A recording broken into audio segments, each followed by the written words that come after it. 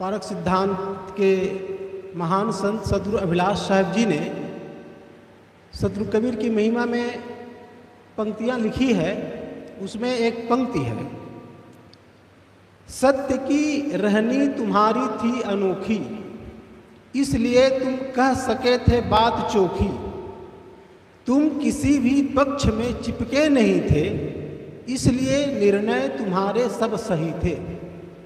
ये 4 पंक्ति है, लेकिन गागर में सागर जैसा है, सब कुछ इसमें समा जाता है। सत्य की रहनी तुम्हारी थी अनोखी।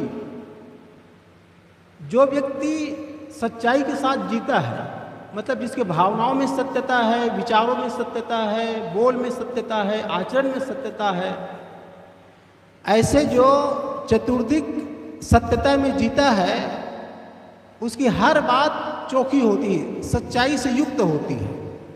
इसलिए तुम कह सके थे बात चोखी। उनकी बातों में कोई संदेह और भ्रम और डाउट नहीं रहता।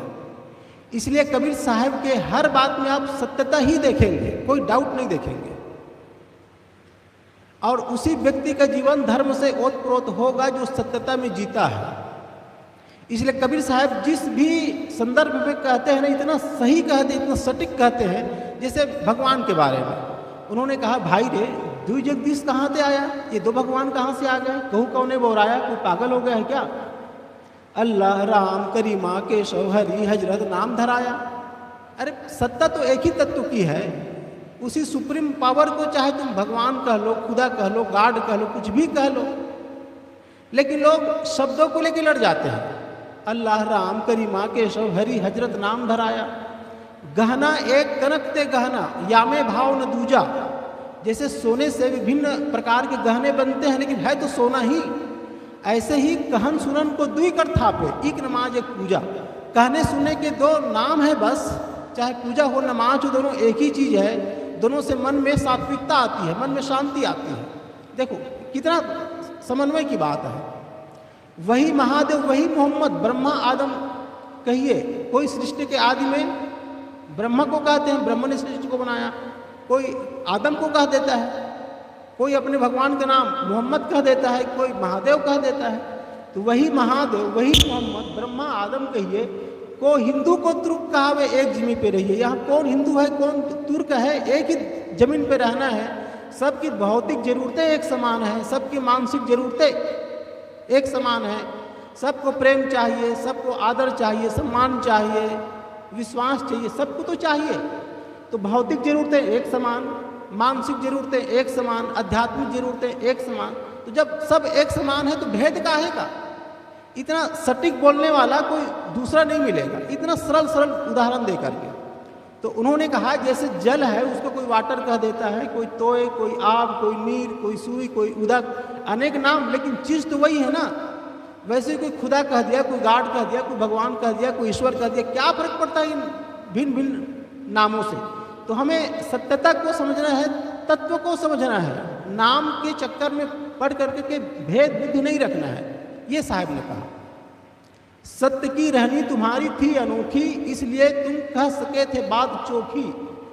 तुम किसी भी पक्ष में चिपके नहीं थे, इसलिए निर्णय तुम्हारे सब सही थे। जो व्यक्ति कहीं चिपका होता है ना, किसी बात का आग्रही होता है, पक्षपात वाला होता है, वो सही बात नहीं कह सकता। सही बात वही कह सकता है जो बिंदास रहता हो, जिसको कुछ नहीं चाहिए, जाको कुछ नहीं चाहिए सोई शहंशाह। वही शहंशाह की तरह अपनी बातों को रख सकता है।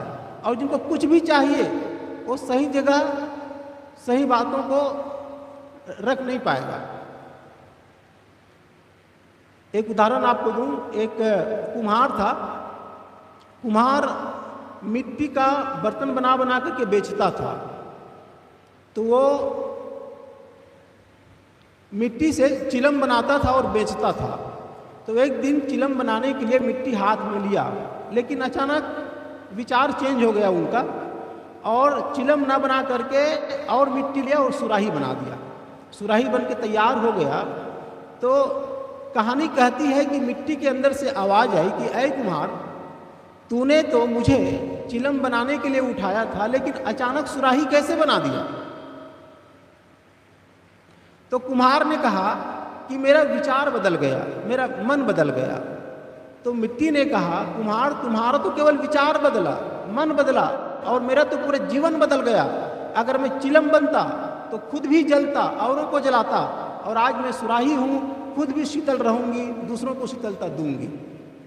हम अपने जीवन को देखें, हमारा जीवन सुराही की तरह है कि चिलम की तरह है। हम खुद जलते हैं और औरों को जलाते हैं, कि खुद शीतल रहते हैं और दूसरों को शीतलता देते हैं। अपने जीवन को देखना चाहिए। धर्म का कुल यही मतलब होता है कि भीतर से शांत हो जाए, शीतल हो जाए, सरल हो जाए। जो व्यक्ति भीतर से शांत और सरल होता है ना, उनसे वही बहता है। जो भी बोलेगा, जो सोचेगा, जो उससे व्यवहार होगा, आचरण होगा, सब शीतल वाला होगा। जैसे साहब ने कहा ना कि ऐसी वाणी बोलिए मन का आपा खोए। ऐसी वाणी बोलो कि उसमें अहंकार ना आए, और ऐसा करोगे तो क्या होगा? औरन को शीतल करे और आप में शीतल हो, दूसरों को भी शीतलता मिलेगी और खुद शीतल रहेगा। तो धार्मिक व्यक्ति की यही पहचान होती है कि उनका जीवन सरल, सरस, सहज, उनमें कोई बनावटीपन नहीं होता, उनमें कोई भेद बुद्धि नहीं होती, वो सबके होते हैं। इसलिए कबीर साहब को सब चाहते हैं, क्या हिंदू, क्या मुसलमान, क्या सिख, हर कोई कबीर साहब के भजन गा करके झूमते रहते हैं, रिझते रहते हैं। झोपड़ी से लेकर राजमहल के लोग कहत कबीर सुनो भाई साधो, ये गीत गा करके आनंदित होते रहते हैं, मस्त होते रहते हैं। इसलिए हम सबको भी चाहिए कि अपने जीवन को सरस बनाए, सहज बनाए, सरल बनाए, और जितना जीवन में सरलता होगी, सहजता होगी, उतना मैं तो आनंदित रहूँगा ही, और लोगों को भी उसका लाभ मिलता है। धर्म का मतलब कोई कर्मकांड नहीं है, धर्म का मतलब कोई जंत्र मंत्र टोना टोटका नहीं है। धर्म का कुल मतलब होता है अपने जीवन को सुधारना। मेरे जीवन में शांति है कि नहीं, मेरे जीवन में सहजता है कि नहीं। आप जितने भी महापुरुषों के जीवन को देखेंगे, उनके जीवन का पहले ही जो बेस्ट लक्षण होगा ना, वो सहजता होगा, सहज, उसमें कोई बनावटीपन नहीं होगा। और जितना उसमें सहजता होती है ना, उतना ही वो साधु है। आजकल साधु का मतलब लोग समझते हैं कि जिनके पास बहुत सारे लोग हो, बहुत बड़ा आश्रम हो, बहुत लोग उनको जानते हो। ये साधुता की परिभाषा नहीं है। साधुता की परिभाषा जो सहज है कि नहीं, वो सरल है कि नहीं, वो सब लोगों के लिए उपलब्ध है कि नहीं। आजकल तो ऐसे भी संत आप देखेंगे, उनसे आप सहज रूप से भेंट नहीं कर सकते, मिल नहीं सकते। और असली जो साधु होता है ना, वो सबके लिए उपलब्ध होता है, उनमें कोई आडंबर नहीं होता, बनावटी नहीं होता। तो ये साधु की जो रहनी है ना, वो सब में हो सकता है। केवल साधु संतों में ऐसी बात नहीं, क्या गृहस्थ, क्या संत, सब में। कहा कबीर सुनो भाई साधो, अपने को साधना है तो साधु तो सब सकते हैं ना, चाहे गृहस्थ हो चाहे विरक्त हो। इसलिए सद्गुरु कबीर की बातों को दिल से समझने की ज़रूरत है, दिल से सुनने की ज़रूरत है। और जितना हम दिल से सुनेंगे, दिल से समझेंगे, उतना साधुता हमारे भीतर में आएगा। और जितना हमारे भीतर में आएगा ना, उतना ही संसार को एक दिव्य रोशनी मिलेगी, दिव्य प्रकाश मिलेगा। तो आज हम सब सद्गुरु कबीर के 625वीं जयंती समारोह मनाने के लिए बैठे हैं। तो हम सब जितना हो सके कबीर के विचार को सुने, समझें और जीवन को सुधारें। बस इन्हीं शुभकामनाओं के साथ वाणी में विराम।